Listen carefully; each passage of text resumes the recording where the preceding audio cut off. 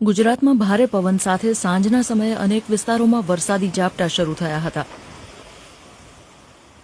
અરવલ્લીના ભિલોડામાં તો એટલો ભારે પવન ફૂંકાયો કે જીઆઈડીસીમાં શેડના પતરા ઉડી ગયા. એટલું જ નહીં, પતરાનો એક ટુકડો તો ઉડીને વીજ પોલના વાયરમાં પણ ફસાઈ ગયો હતો. લોખંડના શેડના પતરાની આ હાલત જોઈને જ પવનની ગતિ અને તીવ્રતાનો અંદાજ લગાવી શકાય છે. તો શામળાજીમાં પણ ધોધમાર વરસાદ પડ્યો છે.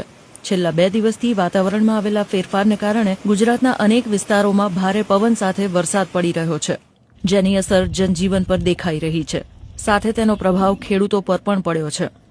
હવામાન વિભાગે પણ વરસાદ પડવાની આગાહી કરી છે, જેમાં ગુજરાતના વિવિધ વિસ્તારોમાં 30 થી 40 કિલોમીટરની ઝડપે પવન ફૂંકાવા સાથે વરસાદ પડી શકે છે તેમ કહેવાયું છે.